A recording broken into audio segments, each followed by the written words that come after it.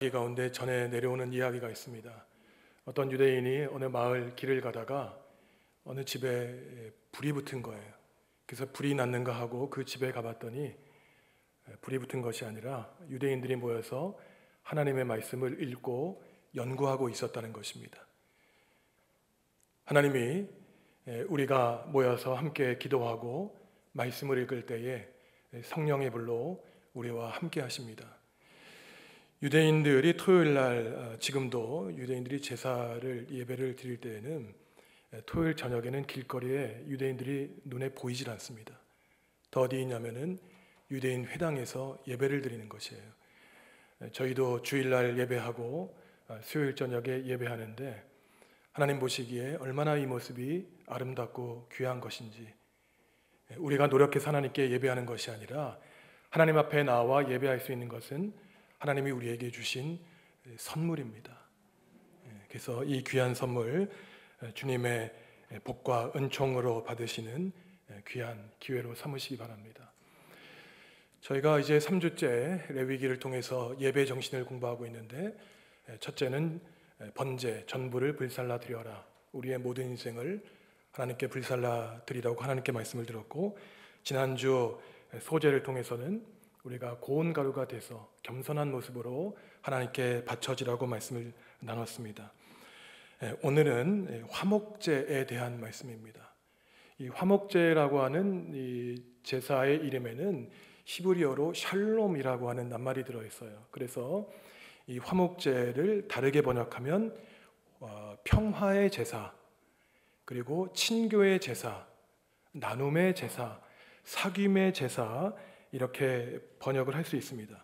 결국은 이 화목제를 통해서 사람들이 하나님께 드리고자 했던 것은 하나님과 사람과의 관계를 화목하게 하고, 그 다음에 사람과 사람의 관계를 화목하게 하는 데에 이 제사의 목적이 있습니다. 하나님과 우리의 관계가 좋을 때도 있지만 좋지 않을 때도 있습니다. 마치 죄를 지어서 하나님이 두려운 듯한 그러한 분으로 나타나면 우리와 하나님과의 관계는 좋은 것이 아니죠. 모든 예배나 모든 관계는 사실 하나님과 우리의 개인적인 관계입니다. 그래서 제가 우리 성도 여러분들에게 주일날 가능하면 성수하십시오. 그 다음에 수요일날 가능하면 예배 나오십시오. 새벽에 예배 나오십시오. 이렇게 권면해 드릴 수 있지만, 성인된 우리 성도 여러분들은 그것은 철저히 우리가 개인적으로 하나님께 결단하여 우리가 행할 문제예요. 어떤 목회자가 잔소리하고 이래야 됩니다, 안 그러면 벌 받습니다, 이것은 굉장히 낮은 차원의 신앙이라고 말할 수 있습니다. 사랑 관계도 그렇죠.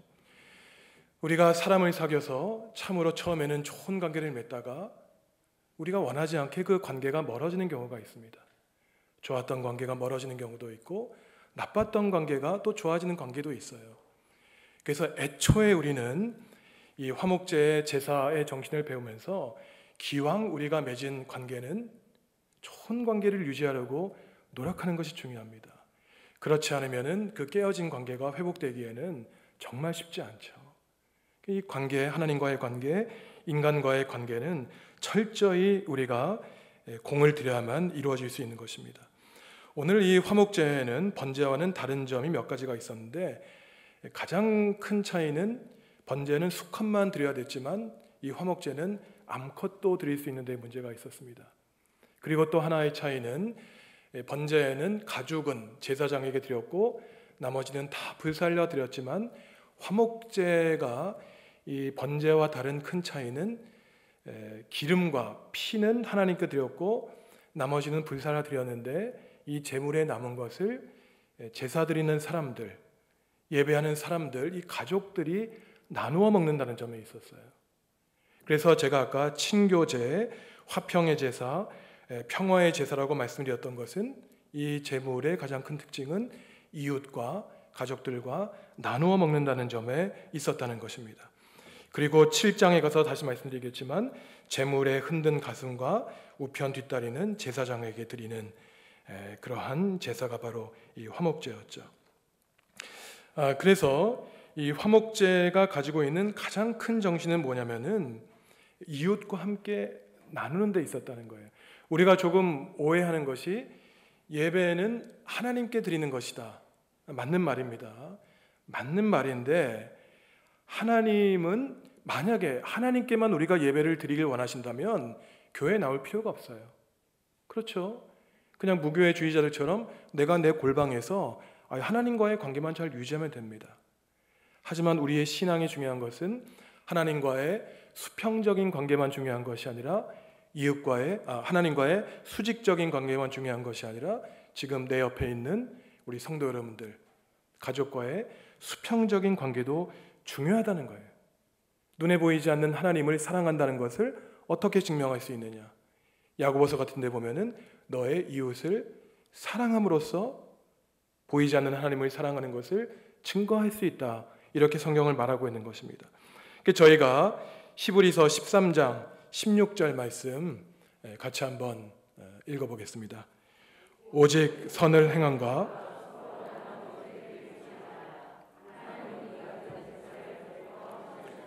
선을 행하는 것과 서로 나누는 것이 제사라는 거예요.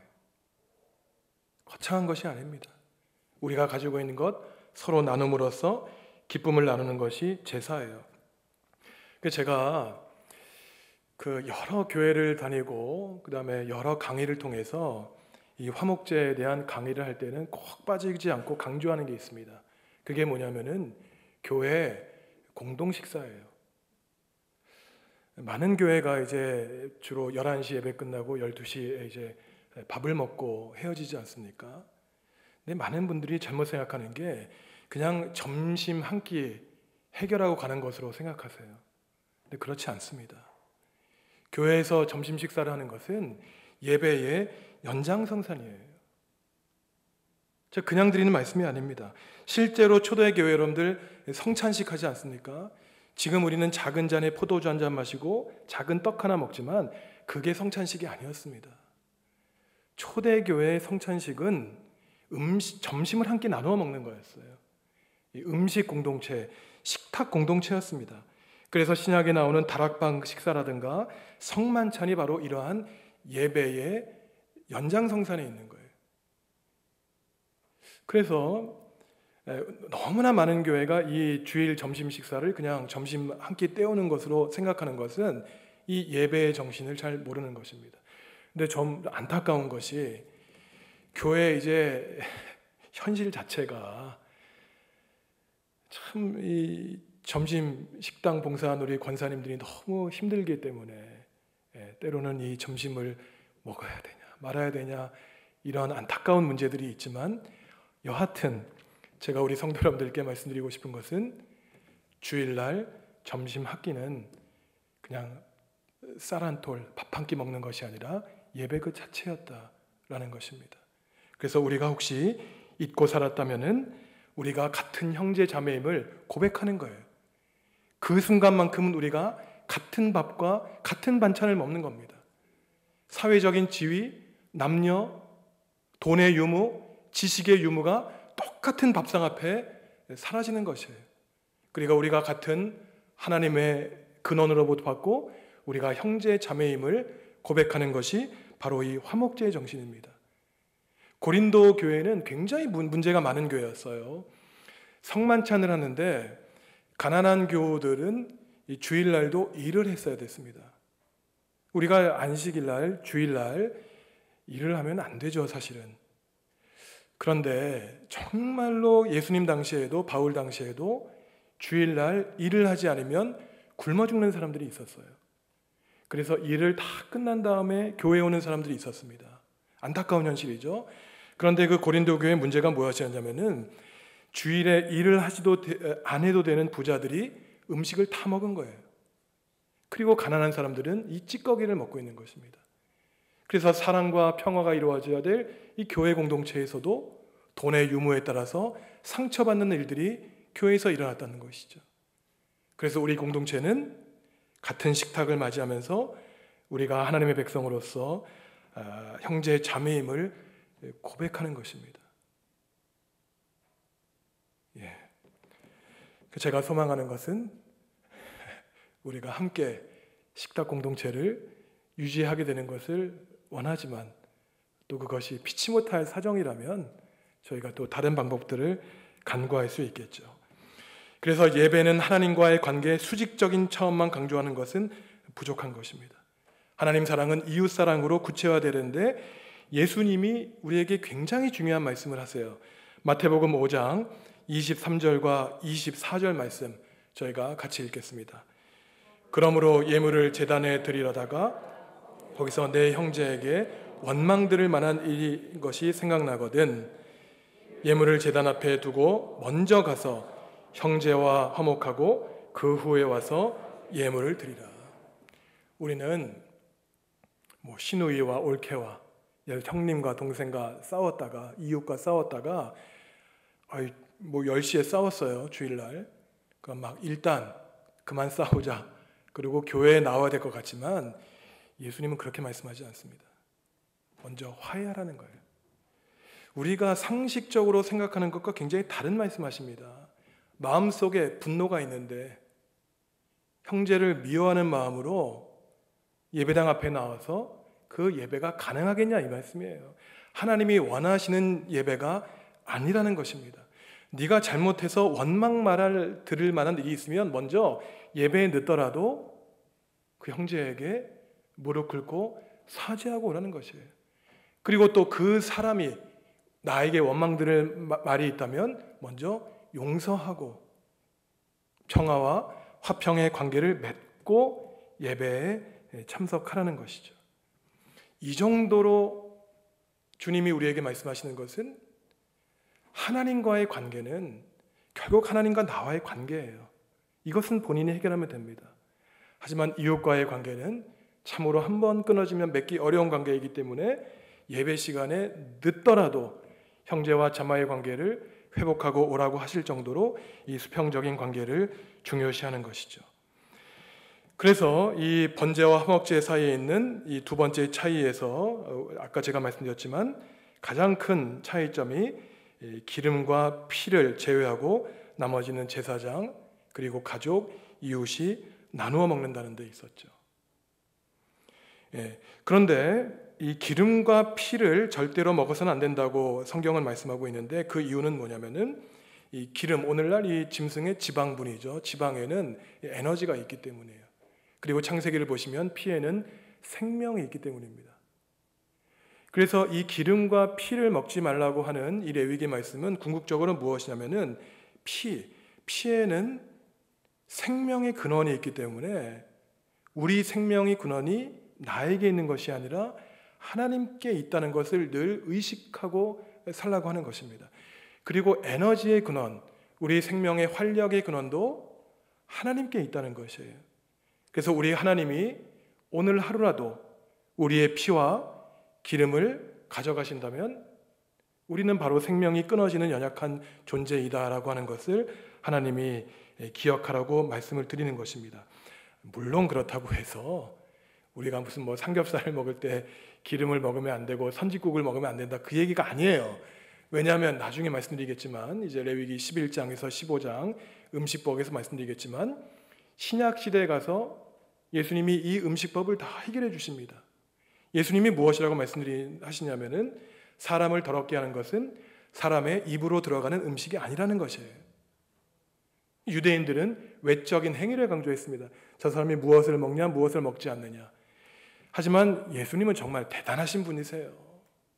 우리가 예수님을 그냥 구주 하나님의 아들이라고 고백하는 것이 아니라 신약 성경을 깊이 읽어보면 하나님이 아니면 도저히 할 수 없는 말씀들을 하십니다. 예수님이 그러시면서 하신 말씀이 사람을 더럽게 하는 것은 입으로 들어가는 것이 아니라 입에서 나오는 것들이 우리를 더럽게 한다는 거예요.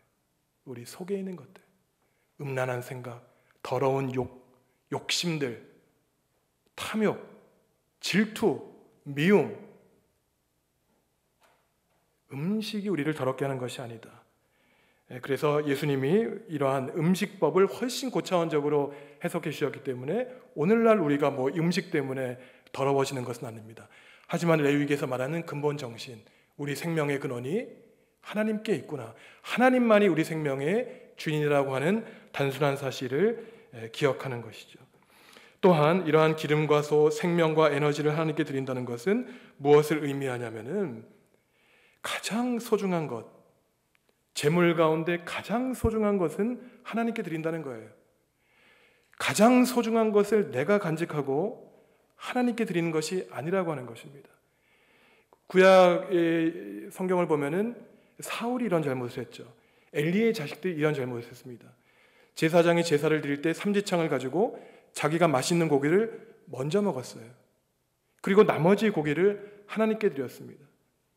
이것은 우리 인생에 굉장히 중요한 가르침을 줍니다. 하나님은 아세요. 정말로 네가 가장 소중하게 여기는 네 인생의 최고를 나를 위해 포기할 수 있느냐 없느냐. 그것이 자식이 됐든 내 명예가 됐든 내 성공이 되었든 나의 재물이 되었든 그것을 내 아래에 놓을 수 있느냐. 하나님이 우리에게 나 개인에게 지금 묻고 계신 거예요. 아브라함에게는 무엇을 요구하셨습니까? 25년 만에 낳은 자식을 요구하셨어요. 우리에게 자식이 우상이 되었습니다. 우리에게 자식이 우상이 되었어요. 내 자식의 행복을 위해서는 모든 것 다 포기하고, 하지만 반대로 하나님을 위해서 내 자식을 포기할 때 하나님은 우리 자녀들에게 복을 주시는 겁니다. 다 아시는 거예요. 네가 아끼는 것을 지금 주머니 속에 감추어 두고 있는지. 예수님이 그랬지 않습니까? 부자 청년에게 너의 재물을 다 버리고 나를 쫓을 수 있느냐. 예수님이 진짜 그것을 원하셨겠어요? 예수님이 뭐가 아쉽다고 부자 청년 그 돈을 빼앗겠습니까? 예수님이 듣고 싶었던 대답은 그 부자 청년이 주님, 저에게 너무 저의 재물이 소중한 것이지만 영생을 위해서는, 주님의 제자가 되기 위해서는 포기할 수 있습니다. 그러면 예수님이 됐다 그러셨을 거예요. 내가 너의 재산 빼앗아서 뭐 하겠느냐. 그렇지만 그 청년은 돈과 예수님 사이에서 갈등하고 결국 돈을 선택했던 것입니다. 예수님 말씀하시죠. 하나님이냐 만몬이냐. 자식을 신으로 돈을 신으로 섬기는 이 세태 앞에 주님은 정말로 우리 인생의 소중한 것, 피와 기름, 우리 인생의 피와 기름을 하나님께 바칠 수 있느냐 묻고 계신 것이에요. 바울도 그랬죠. 나의 가장 소중한 것을 배설물로 버린다. 얼마나 멋있습니까? 내가 그동안 나에게 가장 소중히 여겼던 것을 배설물로 여긴다는 거야. 왜? 주님을 위해서. 지금 오늘날 한국교회의 문제가 무엇입니까? 100년 전에는요, 그래도 기독교인들이 하나님을 위해서는 가난과 고난마저도 감내를 했습니다. 우리 조상 신앙인들이 그랬어요. 제 선배 목사님들이 그랬습니다. 그래서 제가 학교에서 일을 하면서 사회생활 하면서 아니면은 이제 목회를 시작하지만 일을 하면서 그 생각을 합니다. 조금 힘든다는 생각이 들면은 네가 저 자신한테 하는 말이에요. 네가 지금 배가 불렀구나. 우리가 공산주의에 총칼을 맞아본 적이 있습니까? 일제시대 때 주님 고백하면 우리를 목매달아 죽였습니까? 기껏해야 오늘날 목사가 힘들다는 것들, 인간관계 때문에 힘들고, 먹고 사는 것 때문에 힘들고, 하나님 보시기에 부끄러워서 말을 못하겠어요. 우리 정읍중앙교회는 우리 100년 전 우리 신앙의 선조들의 그 귀한 믿음을 우리가 유지하고 간직하는 교회가 되었으면 참 좋겠습니다. 오늘 이따가 기도할 때 우리 인생의 가장 소중한 것이 무엇인지, 그것을 바칠 수 있냐고 주님 물어보실 때 고민이 되겠죠. 하지만 포기하는 척이라도 해야 됩니다. 포기하는 척이라도. 나 자신을 죽이고 하나님께 우리의 모든 것을 맡길 때 저는 그렇게 생각합니다. 아니, 이 세상 만드신 하나님이 기껏 내 인생 하나 책임져 주지 못할까?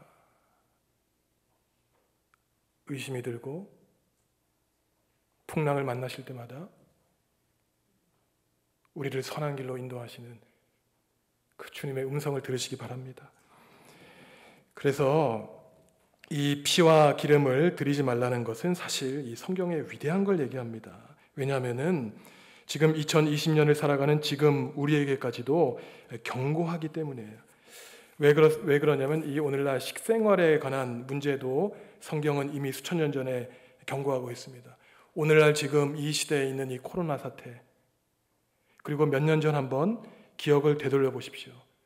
제가 이 화목제 기름과 피를 먹지 말라는 가르침을, 이 말씀을 준비하면서 오늘날 우리 먹을거리 문제가 무엇이 있었는가 한번 되짚어 보았는데, 몇 년 전에 그 살충제 달걀 기억나시죠?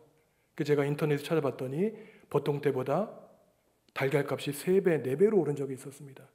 생각도 못했던 일들이 벌어졌지요. 광우병, 메르스, 조류독감, 이런 것들이 왜 벌어집니까? 결국은 인간이 자신들의 성공을 위해서 짐승들을 학대하는 것이에요. 소, 양, 염소, 비둘기, 닭, 오리 등을 공장식으로 사육하는 것입니다. 그들이 학대를 받아도 인간만 잘 살 수 있으면은 결국은 성공하는 것이라고 생각을 하게 된 것이죠.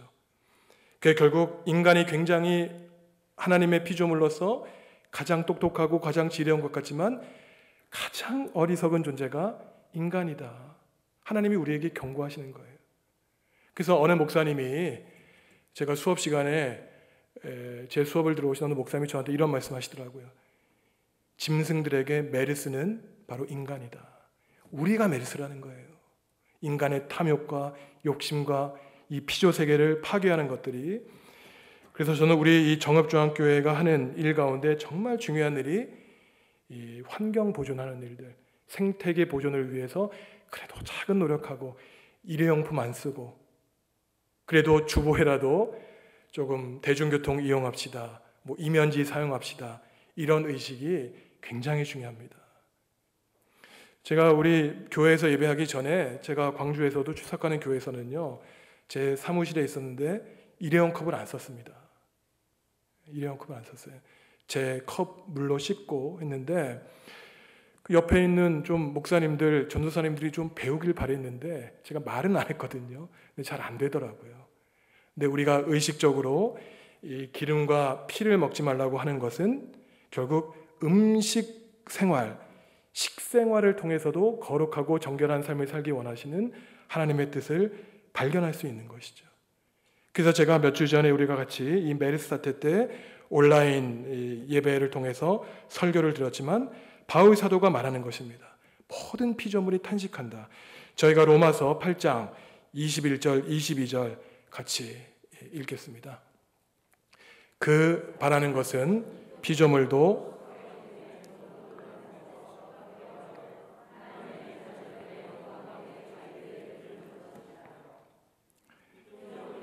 이제까지 함께 탄식하며 함께 고통을 겪고 있는 것을 우리가 아느니라. 아멘. 그래서 우리가 하나님이 우리에게 말씀하신 생명의 주인 되신 하나님의 이 권리를 침범하지 말라는 것이에요. 그리고 생명은 우리 인간에게만 주신 것이 아니라 모든 자연, 하물며 들판에 있는 풀에게까지 하나님의 거룩한 생명이 있다는 것을 깨닫고 살라고 하는 것이 하나님의 뜻인 것입니다. 예수님이 그러셨잖아요. 화려한 솔로몬의 성전보다 이 들풀이 더 아름답다. 주님은 그 소박한 생명까지도 사랑하시는 생명의 주인이었습니다. 또한 마지막으로 화목제에서 나타나는 중요한 표현이 11절과 16절에 나오는 하나님의 음식이라고 하는 표현이에요. 11절과 16절에 보시면 제가 오늘 그래서 설교의 제목으로 삼은 건데 본문에 나오는 것이죠. 여호와께 드리는 음식이다. 소양, 염소, 비둘기, 그리고 밀가루, 그리고 양, 이런 것들은 제물로 드렸는데 하나님이 드시는 음식이라고 하는 표현이에요. 그래서 제물이라고 하는 고상한 표현도 있었지만 하나님이 드시는 음식이라고 하는 표현을 사용하고 이 제단이라고 하는 표현도 있지만 말라기에 보시면 하나님의 식탁이라고 하는 표현도 사용하고 있습니다.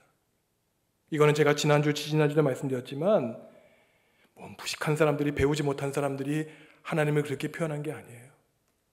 놀라운 신앙의 표현인 것입니다. 하나님, 저희가 조금 전에 저녁 식사를 하고 오셨을 텐데 지금 우리가 먹는 밥 한 그릇, 김치 한 포기 다 하나님과 우리가 나누어 먹는 음식입니다. 하나님과 우리를 연결시켜주는 거예요. 이웃과 이웃을 연결시켜주는 것이 바로 이 밥 한 그릇, 김치 한 포기에 있는 것입니다. 그래서 우리가 이제 앞으로 식사 기도할 때에는 이런 기도를 하셨으면 좋겠어요. 하나님, 우리에게 식사를 먹을 것을 주셔서 감사합니다. 이렇게 기도하셔도 좋지만 하나님, 지금 이 식탁에 우리와 함께하여 주십시오. 우리가 먹는 이 음식 가운데 함께하여 주시고 내 생명의 근원이 하나님께 있다는 것을 고백하여 주십시오. 굉장히 놀라운 신앙인 것입니다. 굉장히 놀라운 신앙이에요. 그래서 신앙이 대단하다는 것이요, 무슨 신학책 수백 권 읽고 수천 권 읽어서 학자가 되고 이게 아닙니다. 제가 신학교에서 학생들한테 그 얘기해요. 아무리 공부 잘하고 아무리 신학책 많이 읽고 하나님 앞에 가서 신학 토론할 거냐? 하나님이 웃으시죠. 신학이, 학문이 우리를 구원하는 게 아니에요. 비록 배우지 못하더라도 시장에서 두부 한 모, 콩나물 하나 파는 이 권사님들, 집사님들의 그 순수한 기도가 하나님께 상달되는 것입니다.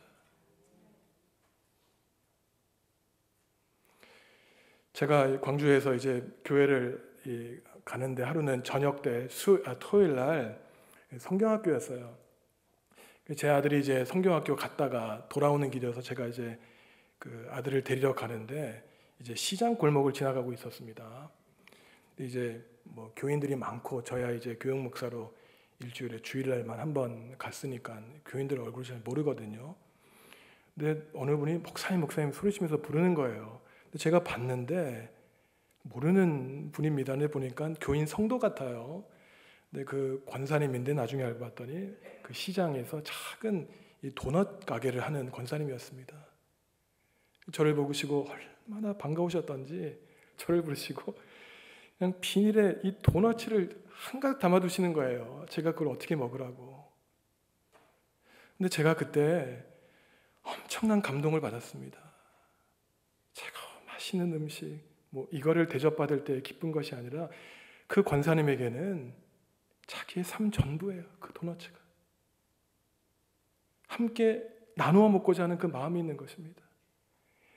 신앙이 그렇게 고상한 데 있는 게 아니에요. 우리가 어려운 거 얘기하고 토론하고 하나님 나라를 위해서 엄청난 사역을 하고 그렇지만 무엇입니까? 음식 하나 나누어 먹을 만한 여유가 없는데.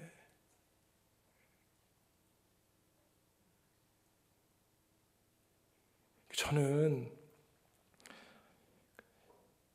제가 목회를 하는 동안 그냥 자꾸 소박하게 목회를 하고 싶어요. 우리 성도 여러분들과 함께 도대체 무엇 때문에 걱정하시는지, 무엇을 먹을까 주님은 염려하지 말라고 하셨지만 주님이 아시기 때문에 그 말씀하신 거예요.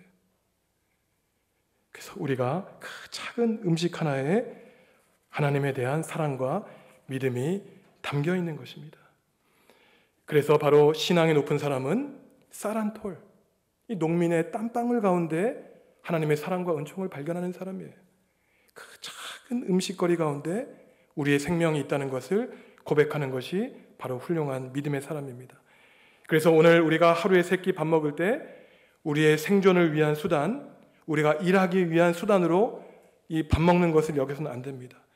바로 이 먹을거리는 하나님과 우리를 이어주는 생명의 끈이에요. 지난주에도 말씀드렸지만 예수님 말씀하시기를 나는 생명의 떡이다. 예수님이 바로 하나님과 우리 이웃과 이웃을 연결하는 화목제물로 돌아가셨다는 거예요. 분쟁이 있는 곳에 평화의 도구가 되었고 갈등과 미움이 있는 곳에 나 자신을 희생하고 나의 입을 다물어 싸움이 그치게 하는 것이 바로 이 화목제물의 삶인 것입니다. 로마서 3장 25절, 요한일서 2장 2절, 요한일서 4장 10절 저희가 함께 차례대로 읽어볼 텐데 예수님이 하나님과 우리를 연결하는 화목제물로 살다 돌아가셨다라고 말하고 있습니다. 같이 읽겠습니다. 이 예수를 하나님이 그의 피로써 믿음으로 말미암는 화목제물로 삼으셨으니 이는 하나님께서 길이 참으시는 중에 전에 지은 죄를 간과하심으로 자기의 의로우심을 나타내려 하십니다. 하나님이 길이 참으셨다는 거예요. 내 백성들이 언제나 돌아올까? 근데 기다려도 회개하지 않고 돌아오지 않자 마지막 수단으로 독생자 예수 그리스도를 화목제물로 제단에 바쳐서 하나님이 우리를 용서해 주셨다는 거예요. 우리가 예수님을 믿는 그리스도인으로 살아간다면 내가 사는 것이 아니라 갈등이 있는 곳에 나 자신을 화목제로 불살라 드림으로써 평화의 공동체를 이루는 삶이 바로 화목제물의 삶인 것입니다. 요한일서 2장 2절 같이 읽겠습니다. 그는 우리 죄를 위한 화목제물이니 우리만 위할 뿐 아니요 온 세상의 죄를 위함이십니다. 우리의 죄를 위해서. 놀라운 사실입니다. 바울이 그런 얘기를 하죠. 예수님이 십자가에 달려 돌아가신 것은 의인을 위해 돌아가셨다는 게 아니에요. 우리는 참 여기에 훌륭한 사람이 있습니다. 내가 사랑하는 사람을 위해서 죽는 게 아니라는 거예요. 손가락질 당하는 사람, 세상에서 버림받은 파렴치한 죄인을 위해서 십자가에 달려 돌아가셨다는 거예요. 그래서 믿음이 좋은 사람은 정말 그 파렴치한 죄인 가운데, 소외되고 버림받은 사람 가운데 그 모습 속에서 하나님의 형상을 발견하는 사람, 저 사람을 위해서 주님이 돌아가셨구나. 그에게 손가락질하는 것이 아니라 그를 위로하고 그를 품을 수 있는 사람이 바로 화목제물의 삶을 살아가는 것이죠. 마지막으로 요한일서 4장 10절 읽겠습니다. 사랑은 여기 있으니 우리가 하나님을 사랑한 것이 아니요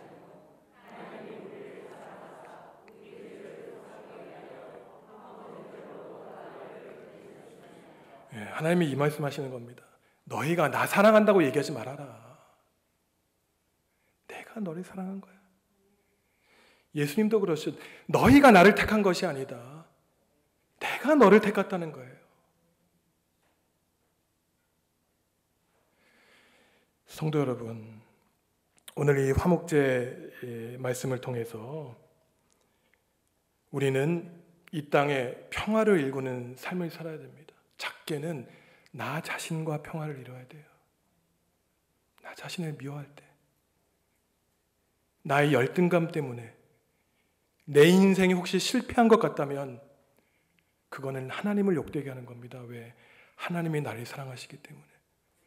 나를 사랑하고 나를 위해 기도하며 나와 평화를 이루어야 돼요. 그리고 가까이에 있는 우리 가족과 평화를 이루어야 됩니다. 내 아내와 내 자식과. 성경에도 많은 분란이 있었어요. 형제들끼리. 인간의 현실입니다. 하지만 오늘 화목제의 정신을 통해서는 나 자신과 화해하고 내 형제 자매, 내 가족들과 화해하셔야 돼요. 더 넓혀서 우리 교회에 있는 교우들과 평화의 관계를 유지하셔야 됩니다. 그리고 믿지 않는 이웃과, 더 넓혀서 정읍의 지역사회와, 그리고 호남과 영남과 남북한이 화해를 이루어야 됩니다. 이 땅의 평화는 정치인들의 노력으로 이루어지기도 하지만 저는 그렇게 생각하지 않습니다. 그리스도인들의 기도 때문에 하나님이 우리를 불쌍히 여기셔서 이 땅에 평화를 주시는 거예요. 제가 몇 년 전에 학회가 있어서 네덜란드에 간 적이 있습니다. 주일이었기 때문에 교회에 갔는데 화란어로 예배를 드리는 거예요. 제가 예배 드리는 1시간 동안 아무것도 이해하지 못했습니다. 무슨 설교를 하는지 무슨 찬송을 부르는지. 근데 제가 1시간 동안 딱 한 단어를 알아들은 게 있어요. 제가 충격을 받은 단어입니다. 그 단어가 무슨 단어일까요? 노르트 코리아 그러는 거예요. 노르트 코리아가 무엇입니까? 북한이죠. 무슨 기도를 드리는지 몰랐지만 성도들이 둘러서서 북한을 위해서 기도하는 거예요. 우리도 기도하지 않는데. 비행기 타고 10시간 이상 가는 그 땅에서 머리가 파란 유럽 사람들이 남한과 북한을 위해서 기도하는 겁니다. 제가 얼마나 충격을 받았는지 몰라요. 이게 성령 하나님의 하나가 되게 하는 놀라운 역사구나. 제가 목사라고 하나님께 부름받았다 그러지만 얼마나 이 민족을 위해서 기도했던가 회개했던 기억이 납니다. 성도 여러분, 우리가 함께 기도하려고 합니다. 우리가 기도하려고 하는 첫째 제목은 먼저 나 자신과 화해하고, 또한 오늘 우리가 주신 하나님께서 우리에게 주신 말씀대로 낱말들 구절들을 생각해 보세요. 여호와께 드리는 화목제물이다. 하나님께 향기로운 냄새다. 하나님께 드리는 음식이다. 평화의 제사다. 오늘 하나님께 영감받은 그 낱말들, 이미지들을 생각하시면서 기도하시기 바랍니다. 그리고 나 자신과 가정과 이 교회와 사회에, 그리고 이 결례에 평화의 도구로 사용하여 주십시오. 갈등하고 분쟁을 일으키는 사탄의 도구가 아니라 하나가 되게 하는 평화의 도구로 우리를 사용하여 주십시오.